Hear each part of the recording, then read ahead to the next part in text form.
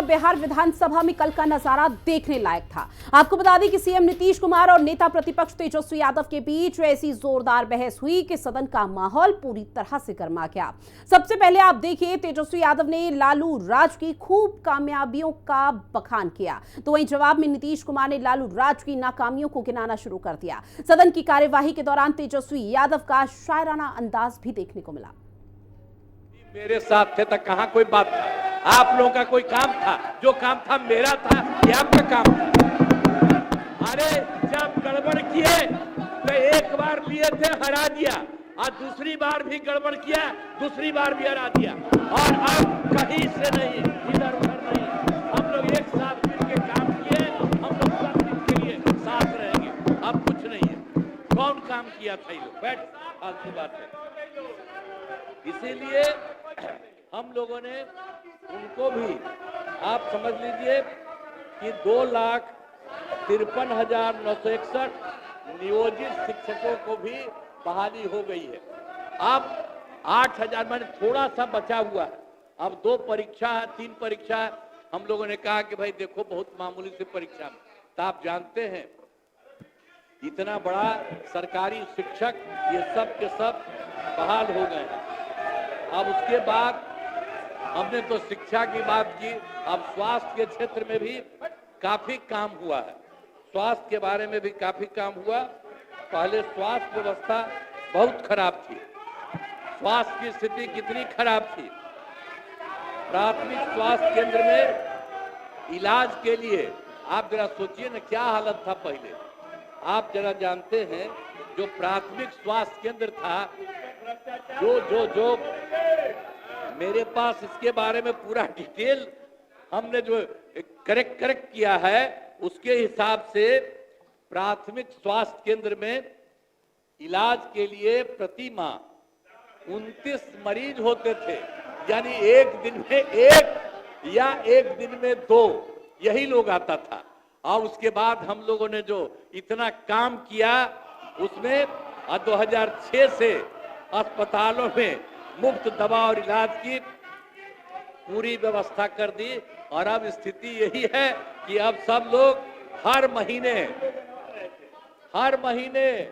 औसतन 11,000 लोग वहां शामिल होते हैं। आप जरा देख लीजिए, इतनी स्थिति अच्छी हुई है। और राज्य में मेडिकल कॉलेज और अस्पताल के लिए काफी काम किया गया है। कितना काम किया गया? पूरा काम किया गया है। तो पहले क्या था? तो ये बातचीत आपने सुनी, वार पलटवार सामने आया इस बातचीत के दौरान। और इससे पहले तेजस्वी यादव और सम्राट चौधरी के बीच भी गर्मागर्म बहस हुई। तेजस्वी यादव ने डिप्टी सीएम के पिता के बारे में बोला, जिस पर सामने से भी खूब तेजी के साथ पलटवार किया गया। आप लोगों ने सारा कार्यकाल देखा है। चौधरी जी तो खुद ही कांग्रेस में थे, सब कुछ जो है जानते हैं। और सम्राट जी तो हमारे असली तो विजय सिन्हा जी है, भाजपा। आप असली नहीं, 5 साल पुराना भाजपा। अब अध्यक्ष महोदय समाजवादी है, उसको नकली ही सब कुछ लगता है। ये सब नकली है, ये लोग नकली, इनको लगता है आप आरएसएस कब ज्वाइन किए? सुनिए, आपने जब हमारे इनको लगता है नागपुर गए परिवार, मेरा परिवार इस तरह से होगा, इनको गलत फहमी निकाल देना चाहिए। अध्यक्ष महोदय, सम्राट चौधरी जी यहाँ बैठे हैं। हम इनके पिता का नाम इस सदन में नहीं लेना चाहते। इनके पिता का भाषण गांधी मैदान में या भाजपा प्रति क्या था? देश का अगर सबसे मुख्यमंत्री है तो नीतीश कुमार जी। हमने तो नहीं बोला। नीतीश जी के पुत्र के बारे में आपके पिता ने क्या कहा था, ये भी जान लीजिए। आप भी मौजूद थे। विरोधी दल के नेता के तौर पर लोग काम भाषण दे रहे हैं, वो दीजिए। अरे छोड़िए ना, क्या आपके पिता ने आप शब्द मुख्यमंत्री के लिए नहीं बोला? खड़ा होके बोलिए नहीं बोला, खड़ा होके बोलिए नहीं बोला, खड़ा होके बोलिए नहीं बोला, खड़ा होकर के बोलिए नहीं बोला, खड़ा लगाओ करके बोले आपके पिताजी ने क्या क्या बोला? अरे बोला तो होला। अरे आपके पिताजी ने क्या क्या बोला? छोड़िए ना। अरे बिहार को लूट लिया, आपके पिताजी ने बिहार को लूट लिया, गरीबों वंचितों को लूट लिया, पूरा बिहार लूटने वाला आपका परिवार। शांति बना रखिए, शांति उसी बना समय रखिए। हम मंत्री बनाएंगे था जो हल्ला हुआ था। बैठिए। मैं तो जेल में होके आया हूँ, लालू प्रसाद जी ने हमको जेल भी भेजा है, वो दिन भी याद रखता हूँ, समझ गए? और नीतीश कुमार जी के नेतृत्व में ही आखिरी बार चुनाव कौन पार्टी से जीते हैं? पार्टी से क्या हो रहा है? पार्टी से अरे जीते आप बेफिक्र रहिए, ये गलतफहमी में मत रहिए। आखिरी बार पार्टी हमारे दल से जीते, उसके बाद हारना ही तय है। आप कोई राजा है क्या? अरे पहले तो यह समझ लिए लोग आप उप मुख्यमंत्री हैं, बैठ सही जाइए। नहीं है। हमने कोई अपशब्द नहीं बोला महोदय। तेजस्वी यादव का बड़ा ही अलग अंदाज दिखाई दिया, जहां तेजस्वी यादव ने सिर्फ सम्राट चौधरी पर ही चुटकी नहीं ली, बल्कि दूसरे डिप्टी सीएम विजय सिन्हा पर भी कटाक्ष कर दिया, जिसके बाद एक बार फिर से नोक-झोंक की नौबत कुछ इस तरह से आ गई।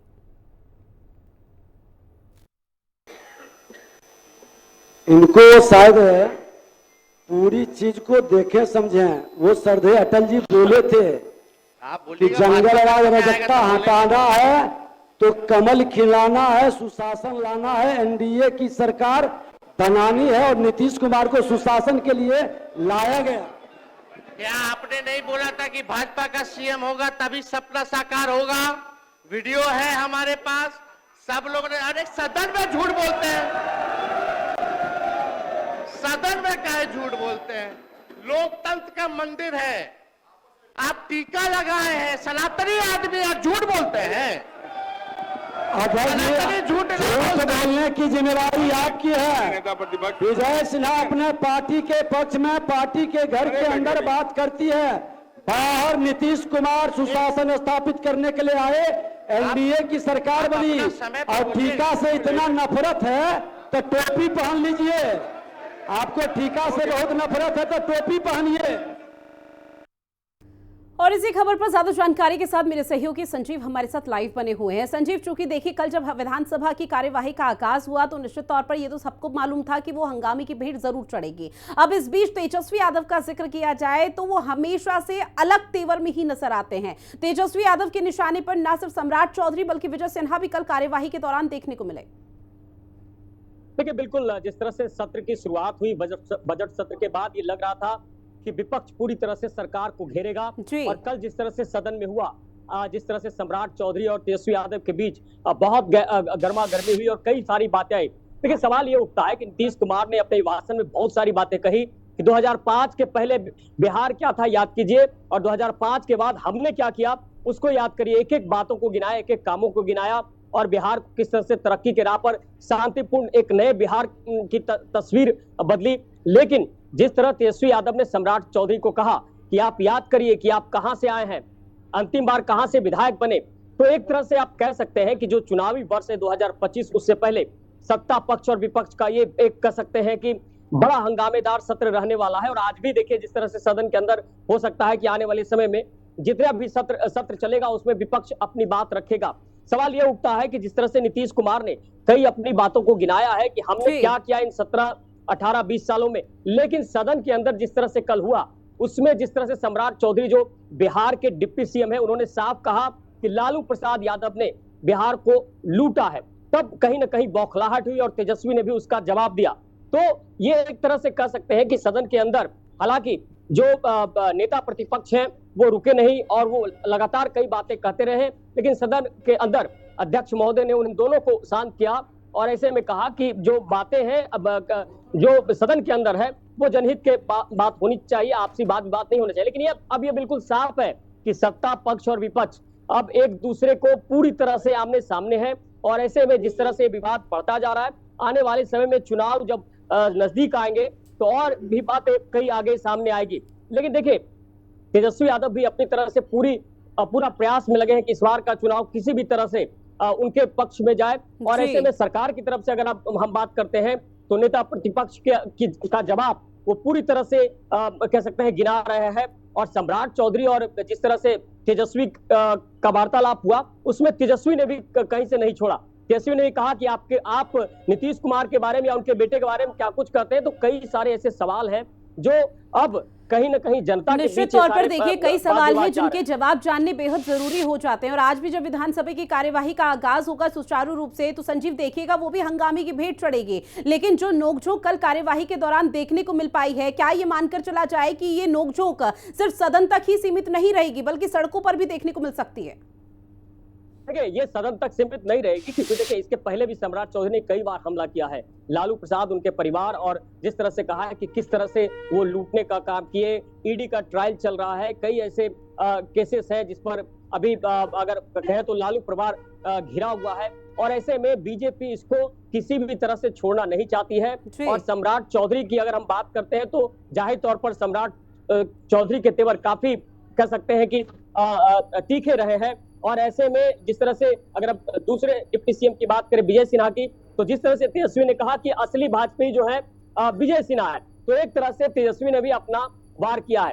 तो सदन के अंदर तो हो ही रहा है, लेकिन जैसे जैसे चुनाव आएगा ये तीखा तकरार और ज्यादा आधार होगा। लेकिन तेजस्वी ने भी कहा है कि हमने भी कई राज छुपा के रखे हैं, तो सदन के अंदर जो हो रहा है वो बाहर भी आपको देखने को मिलेगा। और चुनाव से पहले बीजेपी और जेडीयू और सहयोगी पार्टी किसी भी तरह का कोई कसर नहीं छोड़ना चाहेगी। लेकिन उधर आरजेडी की तरफ से तेजस्वी यादव ने भी पूरी तैयारी कर ली है कि सरकार को किस तरह से घेरना है। देखिए अभी सदन काफी लंबा चलना है और सदन के अंदर कई सारी बातें रखी जाएगी, कई योजनाएं हैं, कई योजना को रूप और आकार दिया जाए। शून्यकाल में कई सारी चर्चा होगी, कई जो जिलों के अंदर जो समस्या है उस पर भी चर्चा होगी। लेकिन चर्चा के साथ साथ जिस तरह से हंगामेदार सत्र रहा है, आज भी जिस तरह से सत्र की शुरुआत हुई है हंगामेदार ही रहने वाला है। और विपक्ष हर दिन कहीं ना कहीं एक मुद्दा लाकर सरकार को घेरने की कोशिश कर रहा है। ऐसे में सदन के अंदर हो या सदन के बाहर नेता प्रतिपक्ष अपनी बात कह रहे हैं, लेकिन उधर जिस तरह से सम्राट चौधरी की बात करें और अन्य भाजपा के तमाम नेताओं की बात करें या जेडीयू की बात करें, तो पूरी तरह से हमलावर है। और ऐसे में अब देखना होगा कि और ये किस तरह के राज खोलते हैं, क्योंकि तेजस्वी ने कहा कि बहुत सारे राज हमारे पास बाकी हैं। तो ये समझना होगा कि आने वाले समय में चुनाव से पहले क्या क्या राज खुलता है। हालांकि देखिए संजीव, जो ये बड़े खुलासों का जिक्र लगातार तेजस्वी यादव सदन में करते हुए नजर आए, इससे कहा जा सकता है कि विधानसभा चुनावों के लिए जब प्रचार प्रसार होगा तो शायद इस तरह के बड़े खुलासे और जिन राजों का जिक्र वो कर रहे हैं, जिन सीक्रेट्स का जिक्र कर रहे हैं, वो सीक्रेट्स तभी खुलेंगे ताकि आरजेडी को एक बड़ा फायदा हो सके। लेकिन एक दिलचस्प वाकया संजीव सदन में यह भी हुआ कि अब अमूमन तौर पर हमेशा से सवाल उठाए जा रहे थे कि अब अगला जो बिहार में अगर यहां पर महागठबंधन की सरकार बनती है तो उस दौरान आखिर मुख्यमंत्री का चेहरा कौन होगा, क्या नीतीश कुमार होंगे या बीजेपी की तरफ से होगा। उसका भी जिक्र उन्होंने कहा कि हमारे पास एक बकायदा ऑडियो है, वो वीडियो है जिसमें यह कहा जा रहा है भाजपा आयु की तरफ से कि इस बार जो भी विधानसभा चुनाव जीतेगा तो उस दौरान बीजेपी का चेहरा यानी कि बीजेपी की तरफ से मुख्यमंत्री होगा। अब इसको लेकर जो सियासी तकरार है संजीव वो लगातार बढ़ेगी।